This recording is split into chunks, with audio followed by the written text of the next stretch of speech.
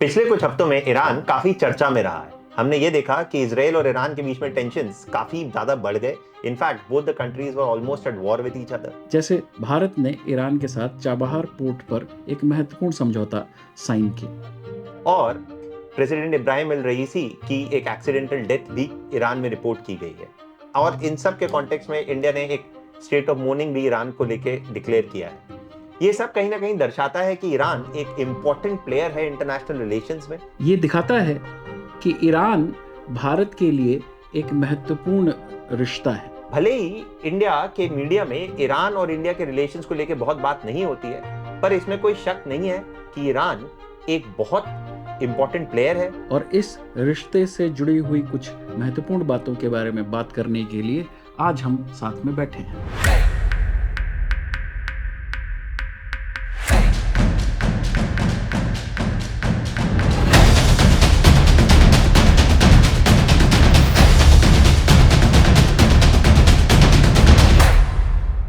तो सर, जब हम ईरान की बात करते हैं, ईरान एक ऐसी कंट्री है जो इंडिया के एक्सटेंडेड नेबरहुड में एक बहुत इंपॉर्टेंट प्लेयर है।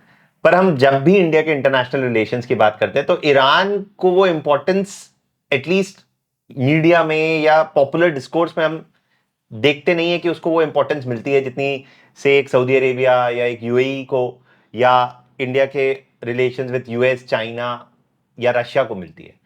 तो इस कॉन्टेक्स्ट में जब हम ईरान की ज्योग्राफिकल लोकेशन को देखते हैं तो उसकी ज्योग्राफिकल लोकेशन क्यों इंपॉर्टेंट है वेस्ट एशिया के लिए और इंडिया के लिए? तो जयेश, पहले मैं इस बात से शुरू करूंगा कि ईरान को जो न्यूज़ साइकिल में इंपॉर्टेंस नहीं मिलती, उसका एक कारण ईरान से जुड़ा हुआ है। ईरान खुद अपने पोटेंशियल के मुकाबले अगर देखा जाए तो अंडर परफॉर्मिंग है। तो अगर उसके पोटेंशियल को हमको समझना हो तो सबसे पहले उसकी ज्योग्राफी देखते हैं। तो अगर हम बहुत बड़े एरिया की बात करें तो आज इंडो पैसिफिक और यूरेशिया दो बड़े भूभागों की बात की जाती है। ईरान इन दोनों भूभागों में जितने भी मामले हैं उनमें एक भूमिका निभा सकता है। ईरान जो खुद उसका लोकेशन है, अगर हम देखें तो उसकी दो जो बड़ी कोस्ट लाइन है, पर्शियन गल्फ में और गल्फ ऑफ ओमान में, वो उसको इंडियन ओशन के मामलों में बहुत महत्वपूर्ण बनाता है। अगर हम देखें यूरेशिया के मामले में, यानी कि अगर हम उसके कॉन्टिनेंटल साइड को देखें, तो ईरान बॉर्डर शेयर करता है साउथ एशिया के देशों के साथ, जो कि हो गए पाकिस्तान और अफगानिस्तान। इसके अलावा कैस्पियन में ईरान का एक कोस्ट है, कैस्पियन सी में, और वो एक महत्वपूर्ण कोस्ट इसलिए है कि वो सेंट्रल एशिया यानी कि मध्य एशिया और रशिया के साथ जो कनेक्टिविटी है उस मामले में ईरान को एक महत्वपूर्ण पोजीशन देता है।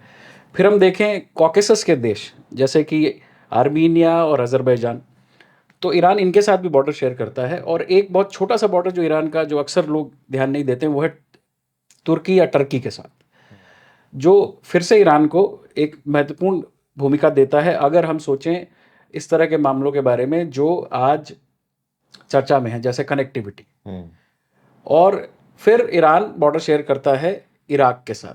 तो अगर हम वेस्ट एशिया के मामलों के बारे में सोचें, मिडल ईस्ट जिसको अमेरिकन या यूरोपियंस कहते हैं, उनके मामलों के बारे में सोचें, तो इन सारे मामलों में ईरान एक महत्वपूर्ण रोल प्ले कर सकता है गिवन इट्स लोकेशन। और आई थिंक सर, जब हम ज्योग्राफिकली और हिस्टोरिकली भी देखें तो ईरान ने वो रोल पहले भी प्ले किया है। अगर अलेक्जेंडर द ग्रेट के टाइम पे देखें या डारियस द ग्रेट के टाइम पे देखें या उसके बाद भी देखें, तो पूरे वेस्ट एशिया और साउथ एशिया में अगर हम कहें कि दो या तीन सबसे महत्वपूर्ण जो सिविलाइजेशन रही हैं उसमें द मेसोपोटेमियंस या ईरानियंस का एक बहुत बड़ा रोल रहा है कि वो West Asia, South Asia, Central Asia और इंडियन ओशन सबके में एक बहुत ही सेंट्रल प्लेयर रहे। लेकिन सर, जैसा आपने बोला कि Iran has not played up to its potential, it's been an underperforming power in the region, और शायद इस वजह से ईरान को इतना इंपॉर्टेंस इंडियन मीडिया में या पॉपुलर डिस्कोर्स में नहीं मिला है। तो why has ईरान underperformed? तो इसके दो कारण हम देख सकते हैं मोटा मोटा। एक, ईरान के साथ खुद के जुड़े हुए, और दूसरा ईरान के जो रिश्ते हैं दूसरे देशों के साथ, अपने पड़ोसियों के साथ, और ख़ास तौर पे जो एक लंबे समय तक सुपर पावर रहा है United States of America, America के साथ जो उसके रिश्ते हैं, ये एक बहुत बड़ा कारण है जो ईरान के पोटेंशियल को लिमिट करते हैं। अब ईरान के इंटरनल कारणों को अगर हम समझें तो ईरान मल्टीपल ट्रांजिशंस, बहुत सारे परिवर्तनों से गुजरा है 20वीं सदी में। जैसा बहुत सारे सोर्सेस कहते हैं, अमेरिका ने जब इंटरवीन किया और मोहम्मद मोसाद्देक जो प्रधानमंत्री थे, जो कि ईरान के ऑयल रिसोर्सेज को नेशनलाइज करने का प्रयास कर रहे थे, तो उनको हटा करके फिर शाह रेजिम आती है। अब ये परिवर्तन फिर 1979 में ईरानियन रिवॉल्यूशन के साथ एक ऐसा टर्न लेता है जो आज भी रेलेवेंट है। 1979 के से पहले और शाह के दौरान ईरान और यूएस के रिश्ते बहुत अच्छे थे। ईरान यूएस का एक अलाई था। 1979 1979 रेवोल्यूशन के बाद ईरान और यूएस के रिश्तों में लगातार खटास आती गई, और साथ ही ये वो पीरियड है जिसमें ईरान के अपने अरब पड़ोसियों के साथ, सऊदी अरेबिया जैसे देशों के साथ जो रिश्ते हैं, वो भी उनमें भी खटास आती है। तो एक तरह से ईरान को ये इन पड़ोसी एक थ्रेट की तरह देखते हैं, और यूएस भी ईरान को अपने इंटरेस्ट के खिलाफ जाता हुआ देखता है। और एक बड़ा लंबा दौर शुरू होता है जब ईरान बहुत सारे सैंक्शंस को झेलता है। और इन सैंक्शंस की वजह से, अगर हम बहुत सिंप्लीफाई करके बात करें, तो ईरान के लिए इंटरनेशनल ट्रेड और ख़ास तौर पे एनर्जी ट्रेड में हिस्सा लेना मुश्किल रहा है। अगर हम देखें तो ईरान के महत्व का एक कारण उसकी लोकेशन के अलावा उसके एनर्जी रिसोर्सेज भी रहे हैं। तो ज्योग्राफिकली स्पीकिंग, जैसा कि उसकी लोकेशन एक इम्पोर्टेंस है, लेकिन उतना ही इम्पोर्टेंट शायद उसके जो इकोनॉमिक रिसोर्सेज हैं या क्रूड ऑयल रिजर्व्स हैं वो रहे। और टू अ सर्टेन एक्सटेंट, जैसा आपने बोला कि 1979 के रेवोल्यूशन के बाद जो ईरान कॉन्टिन्यूसली यूएस सैंक्शंस के अंडर रहा है, उस वजह से उसने अपना पोटेंशियल, जो इकोनॉमिक पोटेंशियल है, उसको उतना रियलाइज शायद नहीं कर पाए, उसे मुश्किलों का सामना करना पड़ा। तो सर, इसी कॉन्टेक्स्ट को अगर हम आगे लेके चलें, तो क्योंकि ईरान इंडिया का ना सिर्फ एक, भले ही आज ईरान और इंडिया एक direct border land boundary share ना करते हो, पर हम कई बार कहते हैं कि इंडिया और Iran have been civilisational neighbours. हाँ। तो अगर एक जो both of them have been neighbours हजारों सालों से, तो इस कॉन्टेक्स्ट में ईरान की इंडिया के लिए क्या इंपॉर्टेंस है आज के समय में? अगर इस बात को समझना हो तो हम 2016 में प्रधानमंत्री मोदी की विजिट हुई थी ईरान में, और उस दौरान जो जॉइंट स्टेटमेंट दोनों देशों ने इशू किया था उसका शीर्षक ही था सिविलाइजेशनल कनेक्ट कंटेम्पररी कॉन्टेक्स्ट।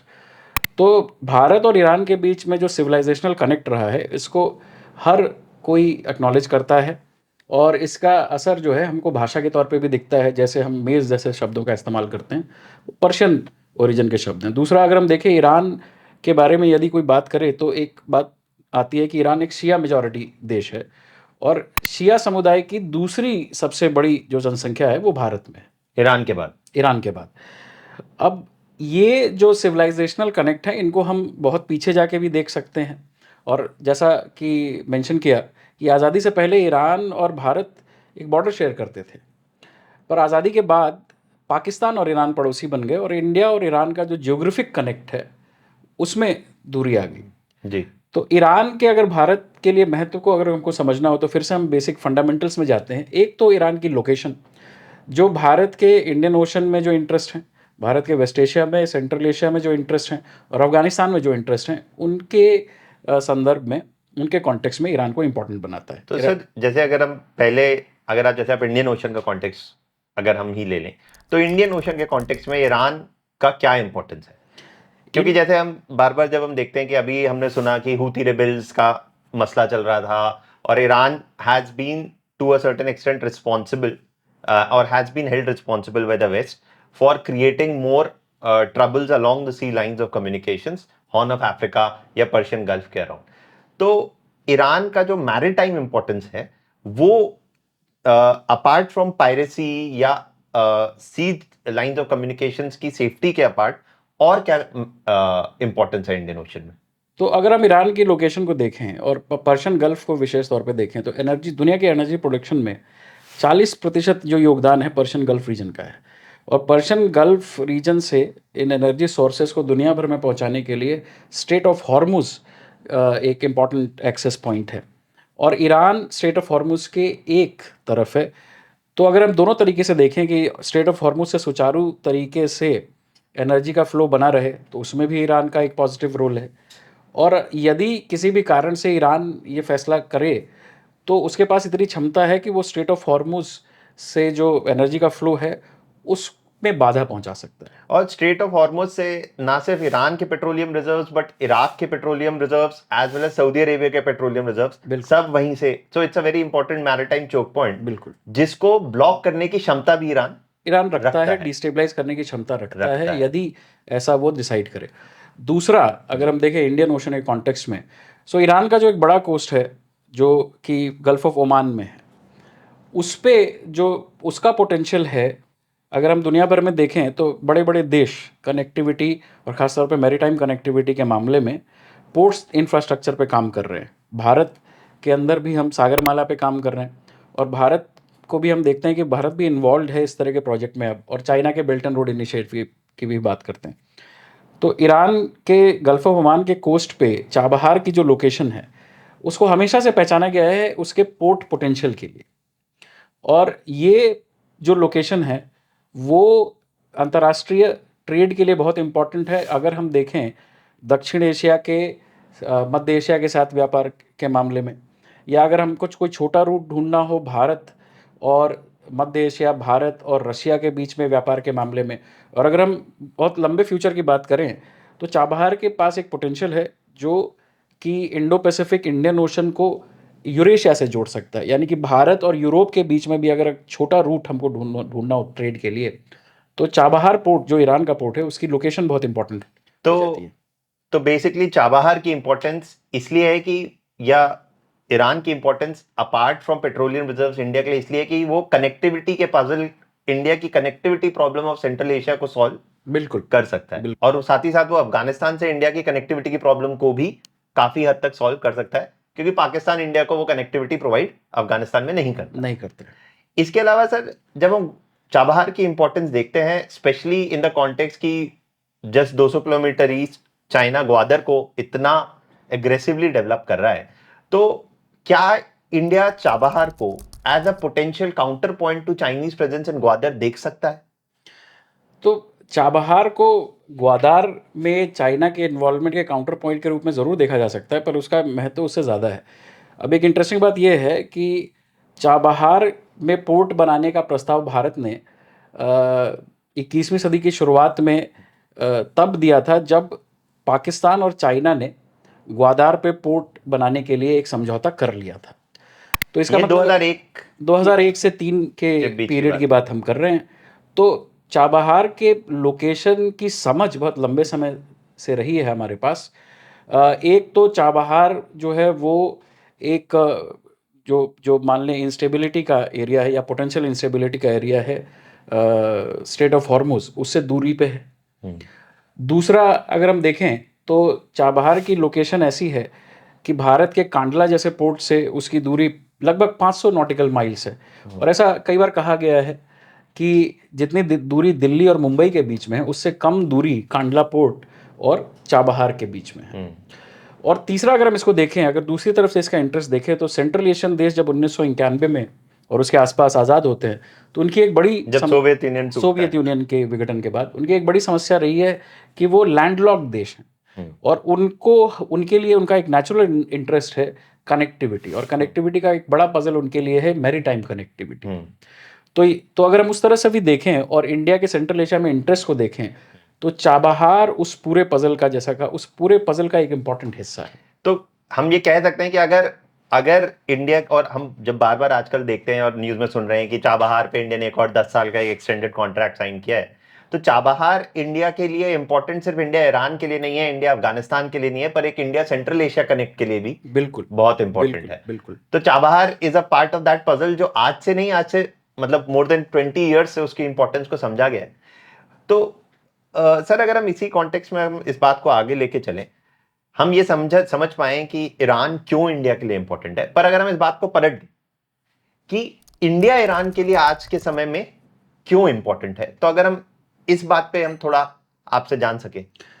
तो इस बात को समझने के लिए भी हमको ये देखना होगा जिस बात से हमने शुरुआत की थी कि ईरान के अपने पोटेंशियल को अचीव नहीं कर पाने के पीछे कारण है ईरान के अपने ट्रांजिशंस और ईरान के जो दूसरे देशों के साथ रिश्ते रहे हैं।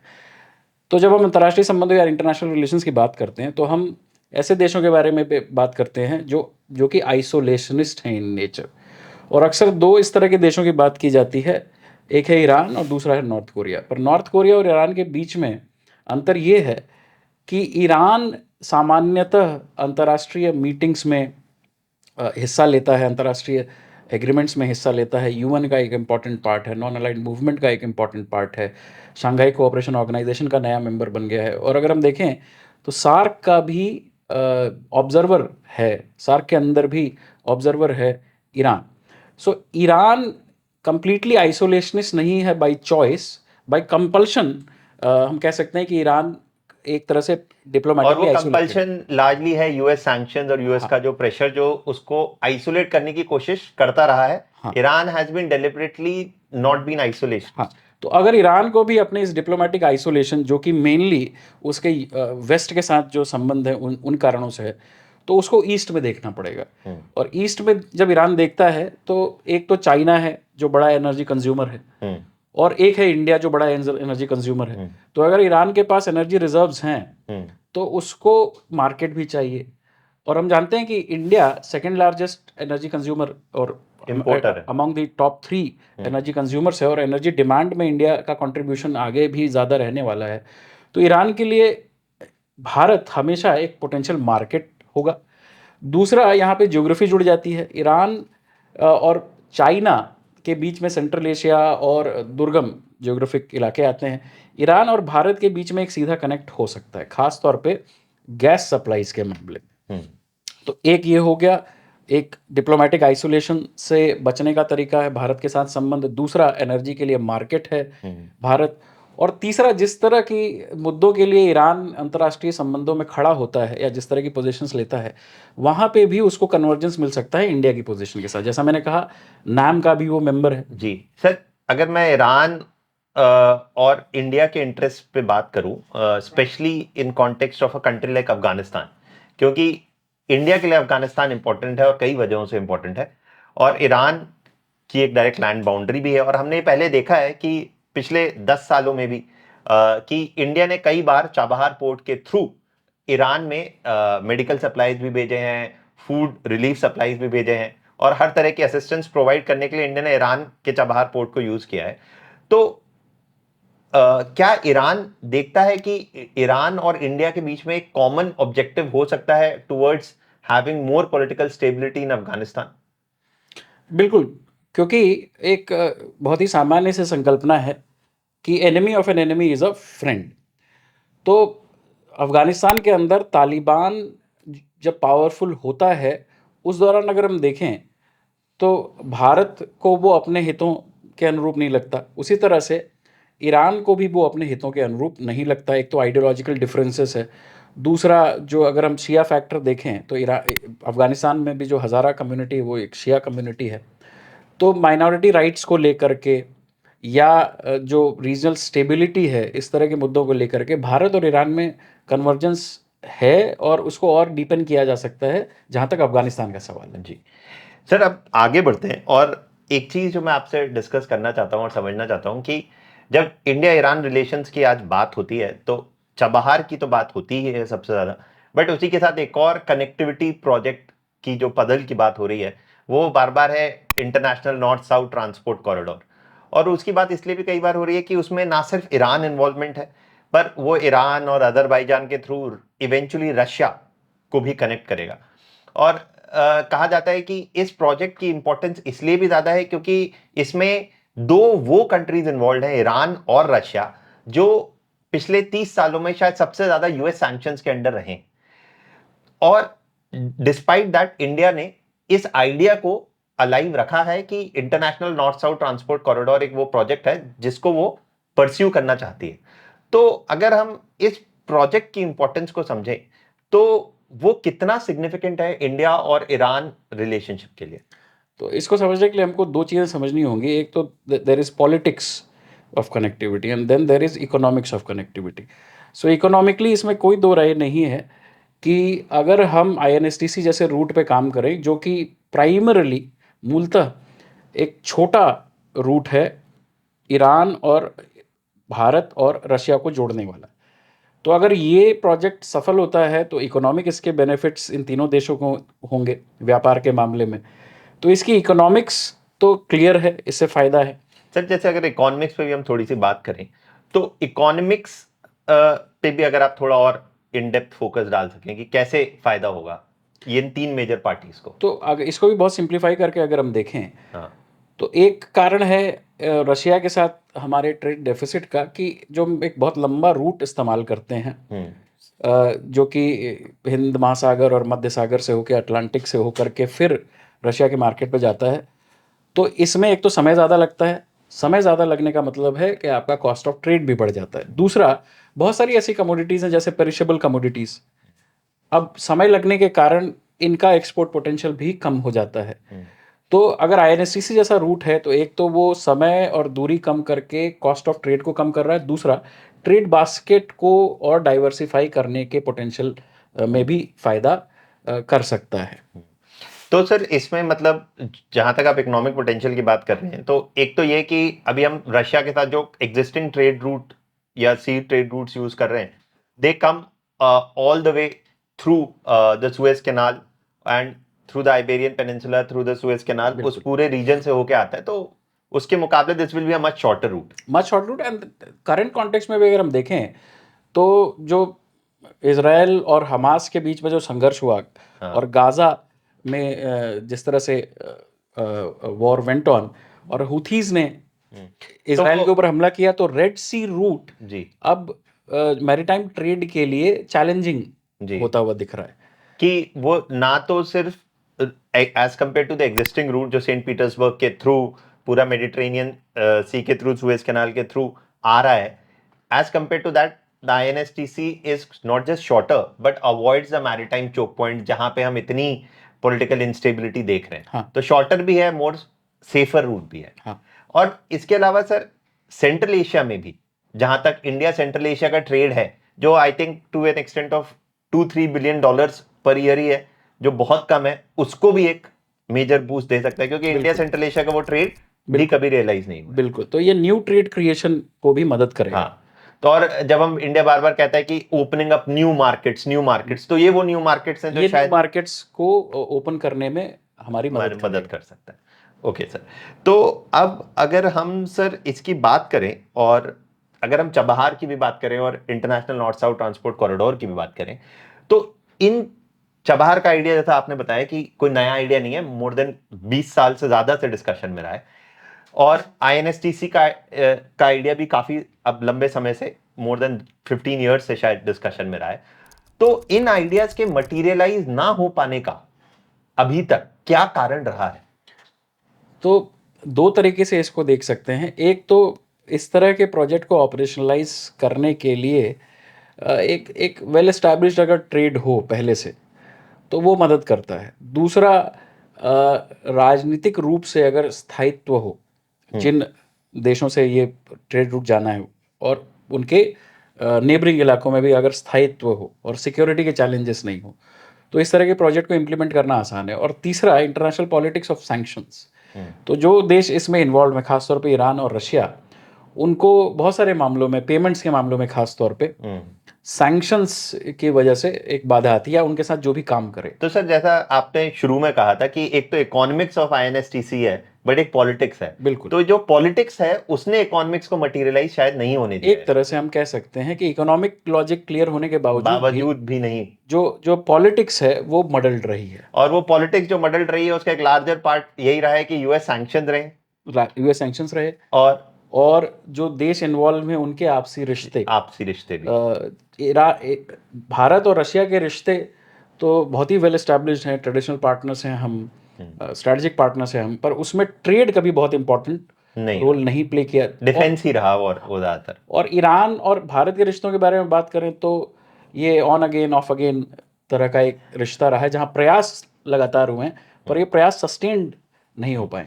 और सर अगर हम आज के टाइम में देखें, तो यूक्रेन वॉर के कॉन्टेक्स्ट में हम बार बार देख रहे हैं कि रशिया और ईरान का कोऑपरेशन काफी बड़ा है, और शायद डिफेंस कोऑपरेशन भी काफी बड़ा है। Iran is supplying drones to Russia for its war against Ukraine. दोनों कंट्री सैंक्शंस से डील भी कर रही हैं, और इन दिस कॉन्टेक्स्ट हम कह सकते हैं कि आज रशिया और ईरान के बीच में एक ज्यादा बेटर पॉलिटिकल अलाइनमेंट है, कि वो दोनों इस प्रोजेक्ट को मटेरियलाइज करने को लेके ज्यादा सीरियस और ज्यादा अग्रेसिव होंगे as compare to the past. तो ज़रूरत इस प्रोजेक्ट को मटेरियलाइज करने की आज ईरान और रशिया को ज़्यादा है। रशिया को भी अपने इकोनॉमिक ऑप्शंस डाइवर्सिफाई करने हैं, क्योंकि वो बहुत कंफर्टेबल नहीं रहेगा चाइना का जूनियर इकोनॉमिक पार्टनर बन के, जो कि बहुत सारी एनालिसिस आज कह रही हैं। और रशिया आज यूरोप को उतनी गैस और ऑयल एक्सपोर्ट नहीं कर पा रहा है बिकॉज ऑफ यूएस सैंक्शंस। तो ज़रूरत ज़्यादा है, जरूरत ज्यादा है। लेकिन इसका एक फ्लिप साइड भी है। अगर ये प्रोजेक्ट केवल ईरान और रशिया के साथ जुड़ा हुआ देखा जाएगा तो इसके विरोध की संभावना ज़्यादा है, खासतौर पे वेस्ट में। इसीलिए एस जयशंकर ने जिस तरह से प्रेजेंट किया था इस प्रोजेक्ट के पोटेंशियल को, उन्होंने कहा था कि इसके फ़ायदों को और एक बड़े दायरे में देखने की ज़रूरत है। वाइडर स्ट्रैटेजिक वाइडर जो बेनिफिट्स हैं, not only the involve countries but the surrounding reason, connectivity के मामले में, ट्रेड के मामले में, हमको इनको इस तरह से डिफाइन करके देखना है। तो एक तरफ तो ज़रूरत के हिसाब से ईरान और रशिया ज़्यादा इंटरेस्ट लेंगे आईएनएसटीसी में, ये दिखता है, लेकिन भारत के हित में ये है कि ये प्रोजेक्ट ईरान और रशिया से जुड़ा हुआ ही ना देखा जाए जी, बल्कि एक वाइडर पर्सपेक्टिव में देखा जाए। जी। तो सर इसी अगर हम इन्हीं दोनों प्रोजेक्ट्स की बात करें और वाइडर इंडिया ईरान रिलेशन की बात करें, कि चाहे चाबहार हो, चाहे आईएनएसटीसी हो, चाहे वाइडर इंडिया ईरान रिलेशन की बात करें, तो क्या ये कहना सही होगा कि इंडिया यूएस रिलेशनशिप जो है वो बहुत हद तक इंडिया ईरान रिलेशनशिप के फ्यूचर को डिफाइन कर सकती है? एक इम्पॉर्टेंट डिटर्मिनेंट है ये, हम ज़रूर कहेंगे, एक इम्पॉर्टेंट कंसिडरेशन है ये, हम ज़रूर कहेंगे। और हमें लगातार जो है अमेरिका से बात करने की ज़रूरत होगी अपना पॉइंट ऑफ व्यू समझाने के लिए कि हम आईएनएसटीसी को कैसे देखते हैं, क्योंकि अमेरिका लगातार इस प्रोजेक्ट को अपने ईरान पॉलिसी और अपने रशिया पॉलिसी के लेंस से देखेगा। तो अगर हम कहें कि अंतर्राष्ट्रीय संबंध नेशनल इंटरेस्ट के बारे में है, तो ये भारत के राष्ट्रहित में है कि वो अपनी भूमिका और अपना जो पर्सपेक्टिव हो वो यूएस को कम्युनिकेट करे, एक्सप्लेन करे। और हम कई बार ये सुनते हैं कि इंडिया बोलता है कि हमारी फॉरेन पॉलिसी का एक कोर पिलर है, चाहे वो एनडीए बीजेपी ईयर्स का रहा हो या प्री उसके पहले कांग्रेस ईयर्स का रहा हो, कि चाहे वो पहले नॉन अलाइनमेंट कहलाता हो, आज स्ट्रेटेजिक ऑटोनॉमी कहला जाता हो, कि इंडिया कहता है कि हम अपनी स्ट्रेटेजिक ऑटोनॉमी मेंटेन करेंगे। तो जब हम इंडिया और यूएस के संबंध को देखते हैं चाइना के कॉन्टेक्स्ट में या इंडो पैसिफिक के कॉन्टेक्स्ट में, तो हम बार बार सुनते हैं कि क्वाड या अदर ग्रुपिंग्स के थ्रू इंडिया और यूएस काफी हद तक क्लोजर सिक्योरिटी कोऑपरेशन की तरफ भी बढ़ रहे हैं। हाँ। तो अगर हम ईस्ट ऑफ इंडिया देखते हैं तो इंडिया और यूएस बहुत अच्छा कोऑपरेशन कर रहे हैं, पर अगर हम वेस्ट की तरफ देखें, specially in context of Iran या इन कॉन्टेक्स्ट ऑफ रशिया, तो इंडिया और यूएस का मीटिंग ऑफ माइंड्स उतना क्लियरली या क्लोजली नहीं दिखाई देता। बिल्कुल सही बात है। ये इम्पॉर्टेंट पॉइंट है। इसके लिए अगर हम देखें तो क्वाड की शुरुआत होती है 2007 में। इंडो पैसिफिक के मामले में क्वाड एक इम्पॉर्टेंट डायलॉग और एक प्लेटफॉर्म के रूप में उभरा है। पर I2U2 की भी शुरुआत होती है 2021 में, जिसको वेस्ट एशियन क्वाड कहा गया।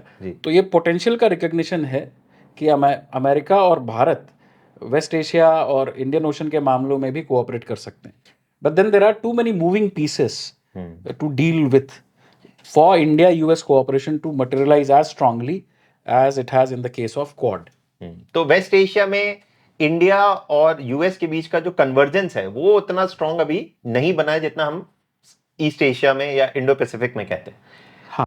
बात पे अगर हम इसको लेके चलें तो हम ये देखते हैं कि इंडिया और ईरान का जो पोटेंशियल है, हमने शुरुआत भी करी थी इस बात से, कि वो उतना कभी रियलाइज नहीं हुआ।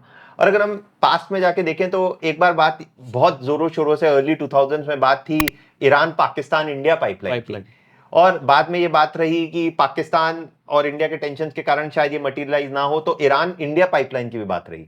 और पर ना ईरान इंडिया पाइपलाइन कभी मटीरियलाइज हुई ऑयल पाइपलाइन, ना ईरान पाकिस्तान इंडिया पाइपलाइन कभी मटीरियलाइज हुई। और कई हद तक ये और काफी हद तक ये कहा गया कि इसका एक मेजर कारण ये रहा है कि यूएस सैंक्शंस, यूएस कभी नहीं चाहता था कि इंडिया और ईरान का इतना क्लोजर अलाइनमेंट हो, क्योंकि यूएस ईरान पे कंटिन्यूसली सैंक्शंस लगाता रहा ईरान के न्यूक्लियर प्रोग्राम को लेते हुए। तो सर अगर हम आईपीआई के इतिहास को पास्ट में, if we take the past as a guide for the present and for the future, तो किस हद तक हम कह सकते हैं कि यूएस के जो और का जो प्रेशर है वो इंडिया के चाबहार या आईएनएसटीएससी प्रोजेक्ट्स में एक चैलेंज बन के उभर सकता है? चाबहार के मामले में हमारे पास एक रेफरेंस पॉइंट है। जब ट्रंप एडमिनिस्ट्रेशन के दौरान अमेरिका ने joint comprehensive plan of action नाम के एग्रीमेंट से विड्रॉ किया और ईरान पे सैंक्शंस लगाए, तो एक संभावना थी कि चाबहार पोर्ट के ऊपर भी इन सैंक्शंस का असर होगा। पर ऐसा दिखता है कि चाबहार पोर्ट में इंडिया के इन्वेस्टमेंट को एक तरह से एक्सेप्शन की तरह से अमेरिका ने एक्सेप्ट किया। तो जैसा मैंने पहले भी कहा, ये कम्युनिकेशन और एंगेजमेंट का मामला, हम किस तरह से अपने जो प्राथमिकताएं हैं उनको कम्युनिकेट करते हैं और किस तरह से हम इस डेलिकेट बैलेंस को, हमारा इंटरेस्ट जो ईरान में है और हमारा जो इंटरेस्ट है बहुत ही क्लियरली अमेरिका के साथ रिश्तों में, इनको कैसे बैलेंस करते हैं। सर इसी पॉइंट पे अगर हम ये बार बार देखते हैं कि जब ओबामा ने joint comprehensive plan of action sign किया और कुछ टाइम के लिए सैंक्शंस हट गए, तो इंडिया ने ईरान से ऑयल प्रोक्योरमेंट को बहुत स्पीडली इंक्रीज करा। और ईरान, जब जब ईरान पे सैंक्शन नहीं रहे, तो Iran one of the top 3 oil suppliers to India रहा है। हाँ। और जब जब यूएस सैंक्शन रहे, तो इंडिया ने ईरान से ऑयल प्रोक्योरमेंट को कम कर लिया है। चाइना के साथ शायद अब ऐसा नहीं है। China despite US sanctions Iran से अपने एंगेजमेंट को काफी ज्यादा डीपन करता जा रहा है। हाँ। उन्होंने भी एक आई थिंक $multi-billion अग्रीमेंट भी साइन किया है for investments in all formats with Iran. तो इन दिस कॉन्टेक्स्ट अगर हम बार बार इंडिया के रिलेशंस को देखें ईरान के साथ, तो क्या यूएस प्रेशर, और या यूएस प्रेशर भी ना कहें, इंडिया के जो यूएस के साथ जो इंटरेस्ट हैं, क्यों जो सिर्फ सिक्योरिटी में नहीं है, इकोनॉमिक्स में है, आईटी, फार्मास्यूटिकल, हर तरह के ट्रेड में है, तो क्या यूएस इंडिया के इकोनॉमिक और सिक्योरिटी रिलेशंस इतने इंपॉर्टेंट हो जाते हैं कि इंडिया कहीं ना कहीं ईरान और इंडिया के रिलेशंस को थोड़ा कम इंपॉर्टेंस देता है या उसको थोड़ा डाउनग्रेड कर लेता है? तो इसको हमको ट्रेड ऑफ के रूप में देखना चाहिए। हाँ, there as are a no trade-off. Perfect solutions available. Okay. So at a given point in time, one a country has to make trade-offs. So what it prioritizes to be its immediate interest over what is its long-term interest. Sometimes there is a trade-off where we would prioritize our immediate interest and we would think that in the course of time we will be able to take care of our long-term interest. तो ऐसा बिल्कुल होता है। इनको trade off के रूप में देखना चाहिए हमें। नॉट एज इफ कि इंडिया एक को ज्यादा इंपॉर्टेंस दे रहा है या दूसरे को। It is a difficult choice, it's a trade off that India It's always, I mean, foreign policy throws difficult choices, and these choices have to be made in the immediacy of the time. In the context of these choices. Sir अगर मैं आपसे एक last question की तरफ अगर आगे बढ़ूं, जो मैं आपसे डिस्कस करना चाहता हूं, कि यूएस सपोर्ट कर रहा है the idea of Abraham accords, the idea of normalisation of ties between Israel and other countries like Saudi Arabia, UAE etcetera.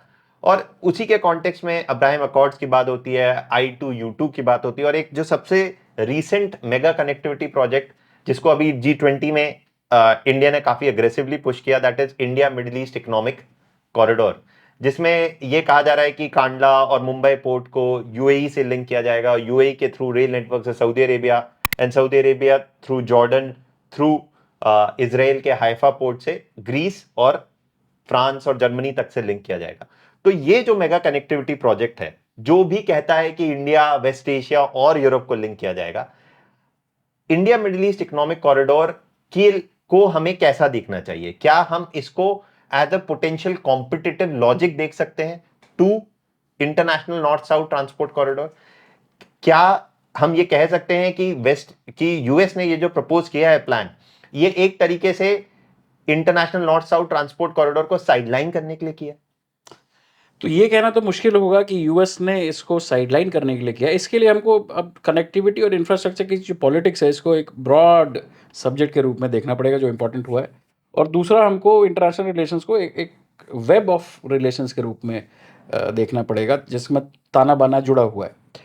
तो अगर हम बहुत ब्रॉड तरीके से देखें तो ये क्लियर है कि जो जियो स्ट्रैटेजी कॉम्पिटिशन है, अगर जिस तरह से अमेरिका उसको देखता है, तो उसका मेन कॉन्टेंडर चाइना है। और चाइना के बेल्ट एंड रोड इनिशिएटिव के बाद एक तरह से लगातार इस दिशा में प्रयास हुआ है वेस्ट में कि उसका न केवल एक क्रिटिक डेवलप किया जाए, पर उसके ऑल्टरनेटिव भी ढूंढे जाएं। तो अगर हम देखें कि ये दो अगर स्टूडेंट्स हैं जो कॉम्पीट कर रहे हैं टॉप पोजीशन के लिए, तो अमेरिका चाइना की तैयारी जो BRI है उसके मुकाबले के लिए अपना एक सिलेबस तैयार कर रहा है। तो कनेक्टिविटी को एक जिग्सा पजल के रूप में देखना चाहिए, और आईमैक उस जिग्सा पजल का एक हिस्सा है, तो international north south transport corridor उसका अलग हिस्सा, दूसरा हिस्सा है। अगर अमेरिका INSTC को अपने रशिया पॉलिसी और ईरान पॉलिसी की नज़र से देखता है, तो आईमैक ज़रूर एक कॉम्पिटिटर बन जाता है आईएनएसटीसी के लिए, लेकिन यहाँ पे इंडिया का दृष्टिकोण बहुत इंपॉर्टेंट है। तो आईमैक और आईएनएसटीसी दोनों भारत के अपने ऑप्शंस को डाइवर्सिफाई करने के तरीके हैं। भारत इसमें कोई विरोधाभास नहीं नहीं देखता, देखता। और आईमैक अगर हम कहें it's at a stage where it is the beginning of the beginning, and there are too many moving pieces for IMAC to materialize. But potentially for India, it's a good idea. और दूसरा, it provides India a diversity of opportunity to participate in its own initiatives of connectivity. So similarly, you will now see कि Bharat Chabahar port में भी उतना ही interested है, iMac में भी Bharat interested है, आईएनएसटीसी में भी इंटरेस्टेड है, रशिया के साथ व्लादिवोस्टॉक चेन्नई कॉरिडोर की बात भी कर रहे हैं, भारत म्यांमार के साथ अगर हम देखें कालादान मल्टी मॉडल प्रोजेक्ट पे काफ़ी लंबे समय से काम कर रहा है। तो भारत अपने आप में एक महत्वपूर्ण देश है जो कॉम्पिटिटिव तरीके से नहीं देख रहा है इन चीज़ों को, बल्कि इनको अपने डाइवर्स ऑप्शंस के रूप में देख रहा है। तो अगर मैं आपकी बात को सिंपली समराइज करूं तो आप ये कह रहे हैं कि इंडिया के पर्सपेक्टिव से आईएनएसटीसी भी बहुत इंपॉर्टेंट है और आईमैक भी बहुत इंपॉर्टेंट है, और इंडिया इन दोनों में ना कोई कंपटीशन ना कोई कॉन्ट्रडिक्शन देखता है। बिल्कुल। और अगर यूएस देखना चाहेगा कि आईएनएसटीसी को सिर्फ ईरान और रशिया के लेंस से, तो इंडिया का रोल बहुत इंपॉर्टेंट हो जाता है कि क्या इंडिया यूएस पॉलिसी मेकर्स को कन्विंस कर सकता है कि इन दोनों को कॉन्ट्रडिक्टरी सेंस में ना देखा जाए और आईएनएसटीसी को भी एक वाइडर लेंस में देखा जाए, तो शायद ये दोनों प्रोजेक्ट्स इंडिया मटेरियलाइज कर पाएगा, और एटलीस्ट इंडिया प्रयास करेगा कि दोनों मटेरियलाइज हो जाएं। और at the end of the day India और यूएस दोनों डेमोक्रेसीज हैं, और हम ये समझते हैं कि दोनों अपने फैसले जिस तरह से लेते हैं वो लार्जली जो लोगों को फ़ायदा होगा इस पे डिपेंडेंट होना चाहिए। जी। जो लार्जर जियो स्ट्रैटेजी की हम बात करते हैं तो भारत उस तरह से दुनिया को नहीं देखता जिस तरह से अमेरिका देखता है। और फिर अगर हम और बात करें कि कन्वर्जेंस कहाँ पे होता है, तो जहाँ तक चाइना और बीआरआई की बात है, क्योंकि चाइना भारत के जो प्राइमरी इंटरेस्ट है, नेशनल इंटरेस्ट हैं, उनको वायलेट करता है, to that extent we have a convergence of view regarding BRI with United States of America. But Russia के साथ अगर हम देखें या ईरान के साथ देखें तो वो बात लागू नहीं होती। ठीक, अगर हम अपने जो इंडिया ईरान कॉन्वर्सेशन टॉपिक को है इसको अगर हम क्लोज करने की तरफ लेते हुए चलें, तो जब हम इंडिया ईरान रिलेशंस को देखते हैं तो आज अगर हम देखें या आज हम कोशिश करें कि आज से 20 साल बाद यानी या 20 से 25 साल बाद इंडिया ईरान रिलेशंस कैसे दिख सकते हैं, तो आपको उसके क्या प्रोस्पेक्ट्स दिखाई देते हैं, आपको उसका पोटेंशियल फ्यूचर कैसा दिखाई देता है?